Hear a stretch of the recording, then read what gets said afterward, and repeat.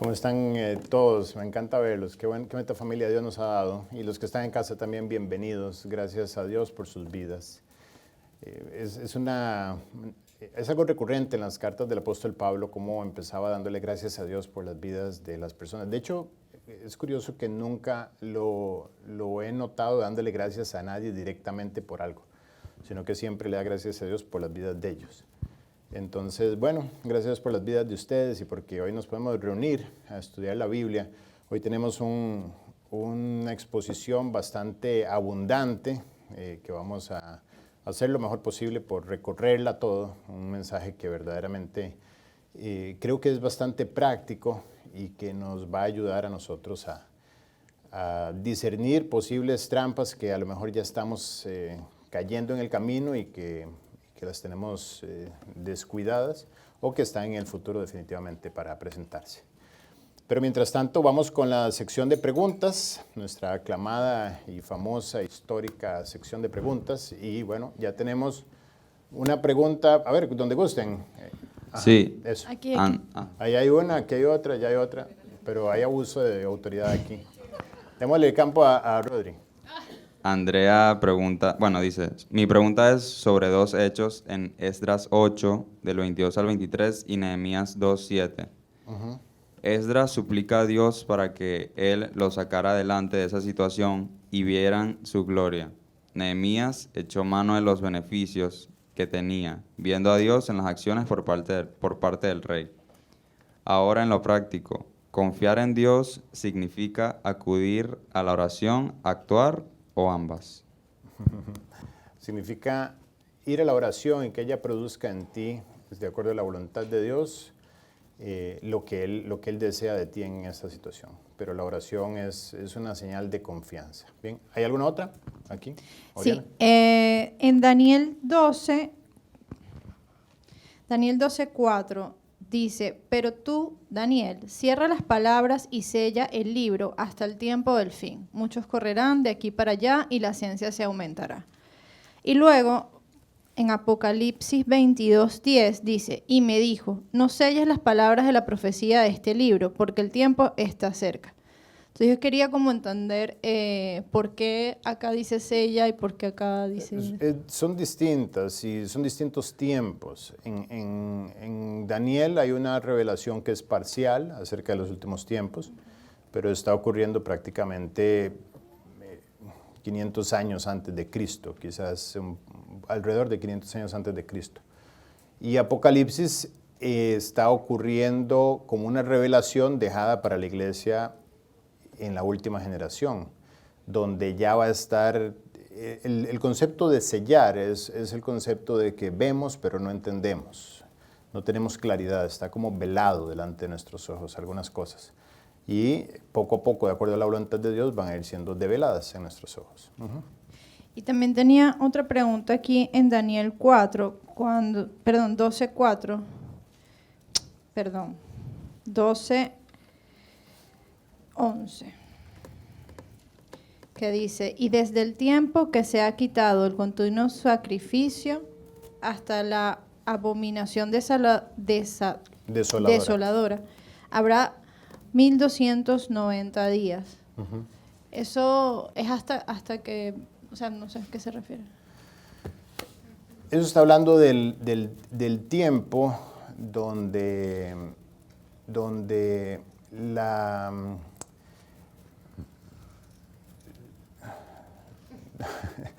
Es un tema bien complejo, es un tema bien extenso. Para hacerlo breve, Dios le deja ver a Daniel la revelación del tiempo exacto que faltaba para la venida del Mesías, para la muerte del Mesías y para que empezara la tribulación. O sea, básicamente las 70 semanas que están ahí detalladas es todo ese tiempo. Entonces, entre la semana 69 y la 70 hay un plazo donde se suspende el sacrificio en el templo. Ese es el plazo en el que estamos ahorita. Y se activa hasta el momento donde el anticristo hace algo dentro del templo, una abominación desoladora, dice Tesalonicenses, de la cual habló el profeta Daniel, Eso le lleva a cabo el anticristo. Parece que él es aceptado por los judíos para entrar al templo de Jerusalén como alguien que tiene los méritos. Han apostado a que él es el Mesías, o van a apostar a que él es el Mesías. Y en el templo él hace algo que desagrada el sacrificio que hay en el templo. Se supone que es un sacrificio de un cerdo, porque ya hubo en otro momento un hombre llamado Antíoco Epífanes que ofreció un cerdo en sacrificio como una abominación desoladora. Entonces parece que eso era una figura de lo que iba a venir, y este anticristo va a hacer algo así. De esta manera él se revela no como el Mesías esperado por parte de ellos, sino como al contrario, el mayor perseguidor de la historia que ha habido para los judíos. Ahí se va a desencadenar el mayor holocausto que jamás ha habido, ni desde tiempos de Babilonia, ni desde los tiempos, vamos a ver pronto en Segunda de Reyes, cuando Eliseo unge a un hombre como rey de Siria, y en el momento que lo está ungiendo, Eliseo se queda viendo fijamente a él y llora, y este hombre se sonroja y dice, ¿qué pasa? Le dice, ¿qué pasa, Eliseo? Y Eliseo le dice, es que yo sé todo lo que vas a hacer una vez que seas rey de Siria. Y efectivamente, cuando él es rey de Siria, él se vuelve en contra de Israel y produce una persecución gigantesca donde Israel pierde mucho territorio, hay mucha muerte de mujeres, hombres, niños, bebés, etc. Y parece que es la marca de la persecución que siempre el pueblo de Israel ha tenido. De hecho, desde Egipto lo vemos como Faraón tomó la decisión de que todos los niños nacidos, las parteras, pues los sacrificaran. Eventualmente este hombre, rey de Siria, Jaziel, y más adelante en la deportación tanto a Babilonia como a Asiria, del reino de Israel y del reino de Judá, también hay un exterminio prácticamente, no digo total, pero prácticamente generalizado de los judíos. Luego se vuelve a repetir en tiempos de Herodes, donde Herodes manda a matar a todos los niños menores de 2 años, judíos, persiguiendo al Mesías. Y a lo largo de la historia lo hemos visto, y el más reciente es el Holocausto judío, donde ellos básicamente decidieron exterminar la raza por completo en menos de 1 año. La idea era que estos hornos, que en el fondo lo que eran cámaras de gases, se encargaran de eliminar 60,000 judíos diarios, y en 1 año iba a estar toda la población judía fuera de circulación. Pero bueno, Dios tiene otro plan, y tenía otro plan, y siempre lo ha tenido, siempre ha mantenido un remanente. El punto es que en ese momento, cuando ocurre esa abominación, quedan exactamente 3 años y medio para el regreso de Jesús. ¿Okay? Entonces son señales que nos dejan a nosotros saber qué tan cercano o qué tan lejano, no cuándo, eso es un error, andar buscando cuándo, sino podemos ver que el escenario se va acomodando. Es decir, si un hombre se va a sentar en el templo de Dios como Dios, quiere decir que va a haber templo de Dios. Y en este momento en Jerusalén lo que hay es una explanada con unas ruinas. Así es que, y esas cosas no se construyen de un día para otro, sino que tendríamos que ver eventualmente un movimiento de tierras, un convenio además, porque justo en el lugar donde está el templo hoy está la mezquita de Omar, exactamente, de Omar, perdón, y está un templo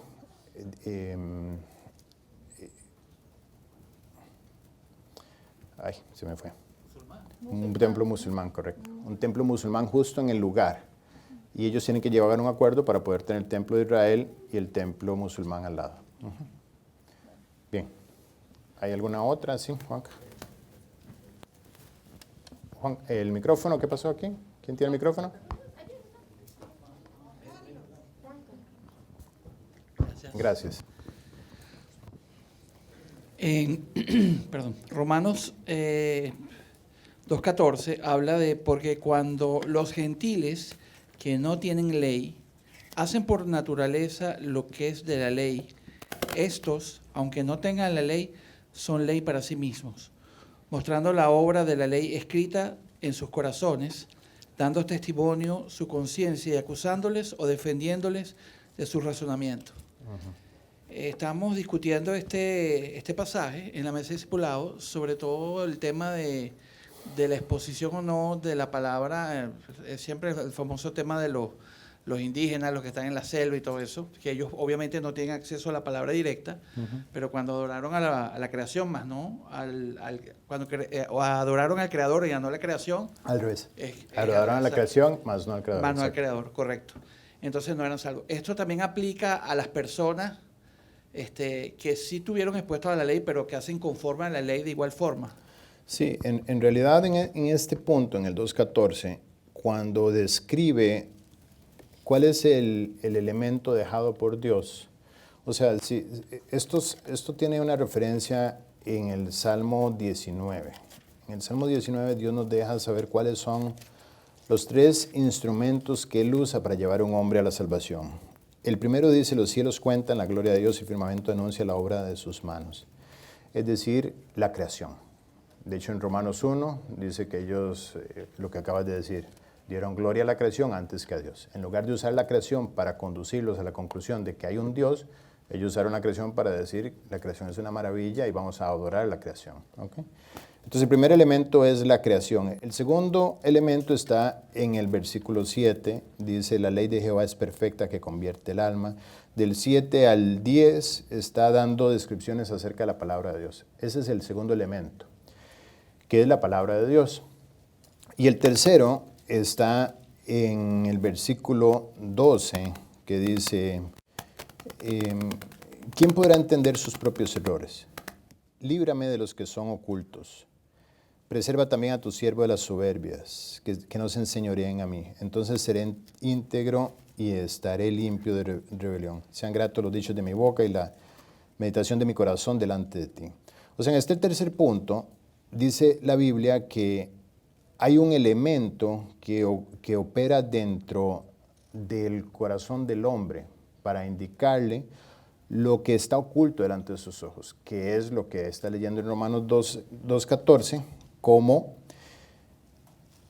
la obra de la ley escrita en sus corazones, dice en el 15, mostrando la obra de la ley escrita en sus corazones, dando testimonio a su conciencia y acusándolos o defendiéndolos sus razonamientos. Es decir, Dios dejó 3 instrumentos para guiar al hombre a la salvación. 2 de ellos solamente lo encaminan y uno de ellos produce que el hombre se convierta. La conciencia y la creación solamente encaminan al hombre como testigos externos e internos de que efectivamente Dios existe. Y cuando Él concluye eso, entonces la palabra de Dios dice que convierte el alma, puede convertir el alma. Esto aplica para los incivilizados, como decías ahora, o aplica para los de hoy en día que simplemente no quieren nada con la palabra de Dios, pero su conciencia por dentro les va a estar diciendo a ellos que efectivamente hay un Dios y que están mal. Entonces sí es válido. O sea, sí es válido entender. ¿Qué ocurre con la población en general? Y es que desde niños aprendemos a apagar nuestra conciencia. ¿Por qué? Porque no es reforzada por nuestros padres. Nuestra conciencia nos dice, no debe haber tocado, y el papá no lo corrige. Nuestra conciencia nos dice, no debí haber mentido, y su papá no lo corrige. Entonces, la conciencia y la autoridad inmediata que él tiene en casa tienen una diferencia, y él opta por seguir la que le conviene, la de la debilidad en su carácter, la de ir en contra de la ley de Dios y hacer a favor de su naturaleza. Entonces, desde niño aprendemos a callar nuestra conciencia, y por eso un día nos dicen, es que si mueres en tus pecados vas a ir al infierno. Suena interesante eso, suena bien, me parece que eso es bueno para cierto nivel de personas. O sea, no hay una conciencia que te dice, no menosprecies el consejo, toma el consejo, pero la conciencia fue apagada. ¿Okay? Bien, tenemos tiempo para una más, 2 más. Ajá, allá, Rodrigo. Sí, en 1 Corintios 7:5 dice, no os neguéis el uno al otro, a no ser por algún tiempo de mutuo consentimiento, para ocuparos sosegadamente en la oración y volved a juntaros en uno, para que no os tiente Satanás a causa de vuestra incontinencia. Entonces, quiero saber qué quiere decir. ¿Quién pregunta? ¿Tú? Yo. ¿Y usted para qué quiere saber eso? No sé, como que siento que como que se separan, pero como que no. Está hablando del matrimonio, Rodrigo. Está hablando del matrimonio y está hablando de que, si lo ves un poquito adelante, mira, se abrió solo. Dice, la mujer no tiene potestad sobre su propio cuerpo, sino el marido, ni tampoco tiene el marido potestad sobre su propio cuerpo, sino la mujer. Las cartas que Pablo estaba escribiendo a las distintas iglesias eran respuestas a solicitudes y preguntas que la iglesia le hacía. Entonces, el capítulo 7 empieza, en cuanto a las cosas que me escribisteis, bueno le sería al hombre no tocar mujer. Quiere decir que ellos les escribieron algo con respecto a las relaciones entre hombre y mujer. Matrimonio, los solteros, ¿qué hago? Me acabo de convertir, vivo en Corinto, aquí lo normal es ir y tener relaciones unos con otros y eso no está mal visto, sino al contrario, era parte de la religión de los corintios, el tema de la inmoralidad sexual.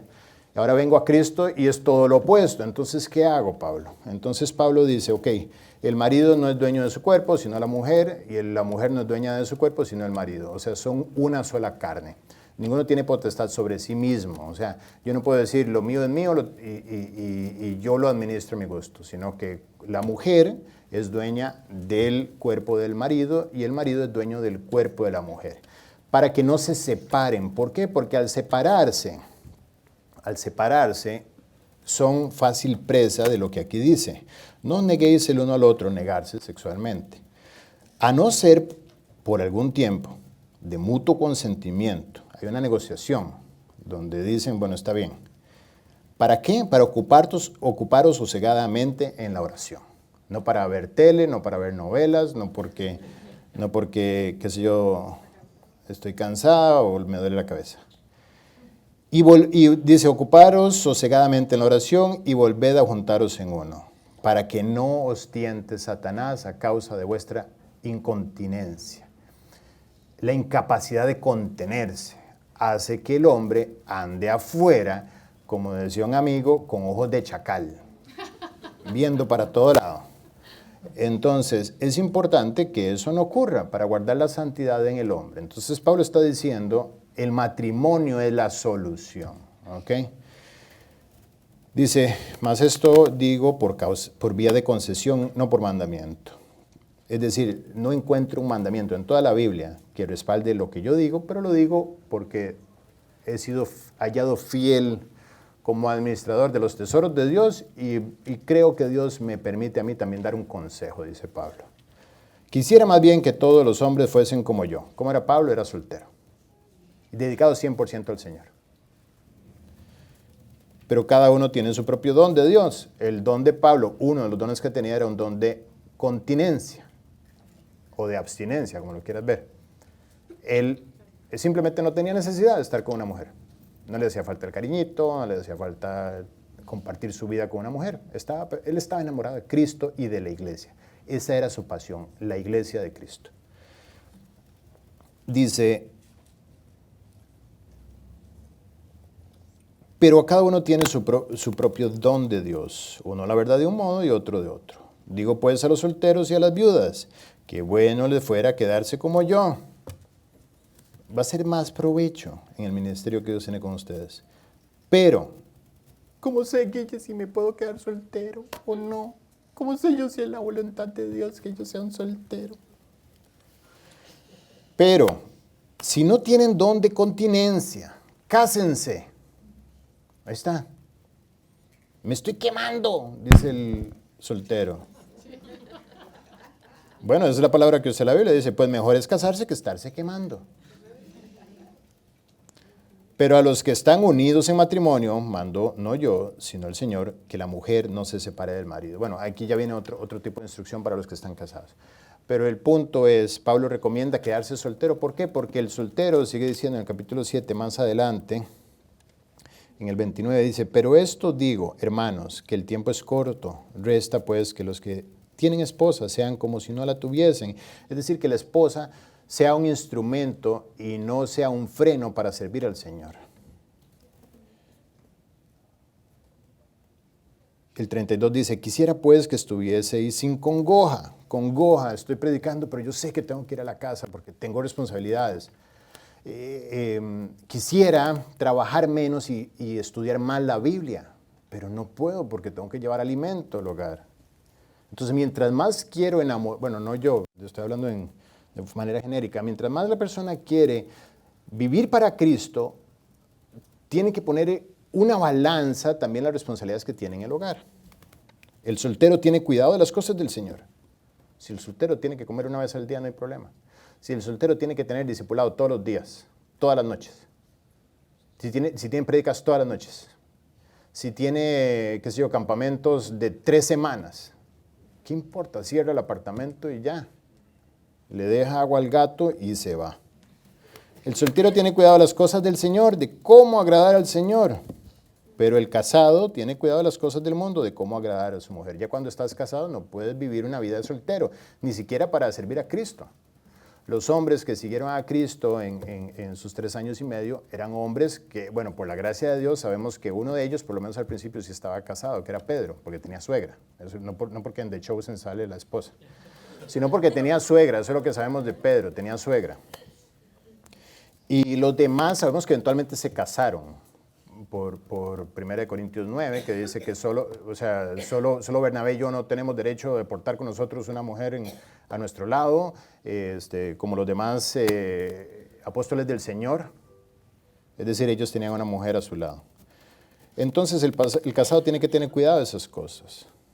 Dice hay asimismo diferencia entre la casada y la doncella. Doncella refiriéndose a la virgen o a la señorita, la mujer que no está casada.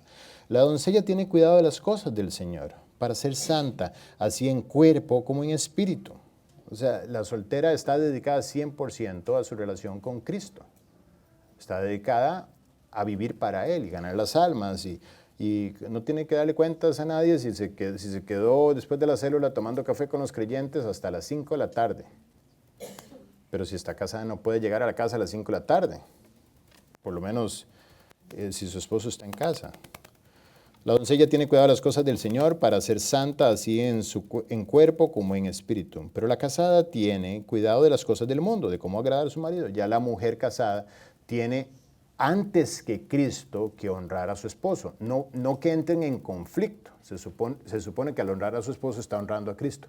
Pero la casada no puede vivir como la soltera. No puede poner como prioridad ni siquiera su familia extendida. Y decir, no, esta noche yo me voy a quedar en casa de mamá. ¿Qué es eso? ¿Para qué te casaste? Este fin de semana mi prioridad es la abuela, que tengo que estar con ella. Dice la Biblia que lo que Dios unió no lo separa el hombre, eso es un matrimonio. Tiene que haber un mutuo consentimiento en la unidad entre hombre y mujer. Y la cabeza de esa relación es el hombre, porque así lo estableció Dios, porque seamos mejor los hombres. Patrick y Marianita, ustedes son colaboradores de esta reunión, no pueden estar como si no lo fueran. O sea, primero estoy respondiendo una pregunta que les sirve a ustedes, ¿cierto? Pues ya ustedes son maduros, ustedes no son bebés. Mira, hasta Leli está prestando atención. Entonces ustedes no pueden estar jugando ahí atrás, ¿ok? ¿Estamos? Entonces, son una sola carne. Dice, dejar al hombre a su padre y a su madre. Yo estoy respondiéndole a Rodrigo, y Rodrigo está así, solo quitarme los ojos. O sea, tú hiciste la pregunta, ahora... Lo que pasa es que obviamente estoy ampliándome pues, para enriquecerlos a todos. Entonces, se unirá al hombre a su padre y a su madre y serán los dos una sola carne. Lo que Dios unió no lo separa el hombre. La separación del hombre no solamente tiene que ver con el divorcio, tiene que ver con las actitudes de independencia. Hay parejas, no, voy de vacaciones. Ah, bueno, ¿a dónde van? No, voy yo. No, este fin de semana voy a pasar en casa de no sé quién. Hoy, qué sé yo, de un compañerismo, lo que sea, y son las 10, 11 de la noche y está solo uno de los dos. ¿Qué es eso tan extraño? ¿Dónde está? Ahora, si la mujer está criando hijos, bebés, etcétera, pues es lógico que ella en ese momento se concentre en esa parte del ministerio que es temporal pero su prioridad es su relación con el esposo y viceversa. Entonces, cuando un hombre ama a su mujer, la respuesta natural de ella es la sujeción. Y cuando una mujer respeta a su marido, la respuesta natural de él va a ser el amor. Es todo lo opuesto a lo que hoy dice. Hoy las mujeres buscan amor aplastando a sus esposos. Se hacen las cosas a mi manera. Y de esta manera no van a encontrar sino otra cosa más que rebelión, que repulsión, que irritabilidad, etc. Y el hombre busca que la mujer lo respete, pero no muere por ella, no la ama, no la cuida, no la atesora, no invierte en ella, no gasta su vida en ella. Una de las condiciones que me encantan de los siervos del Señor que está en Primera de Timoteo y en Tito también, dice, es necesario que el obispo, anciano, pastor, son la misma palabra. Así es que ustedes me pueden decir pastor, me pueden decir anciano o me pueden decir obispo o presbítero. Cualquiera de las cuatro está perfecto. Entonces dice, es necesario que el obispo sea irreprensible. Dice, marido de una sola mujer. Es decir, el hombre que quiere servir a Cristo debe estar locamente enamorado de su esposa. ¿Por qué? Porque esta es la forma en la cual se administran los tesoros de la palabra de Dios. Yo no puedo administrar los tesoros de la palabra de Dios y tener una relación indiferente con mi esposa. Es parte de garantizar que en el corazón, se está yendo, ¿verdad? ¿O no? No.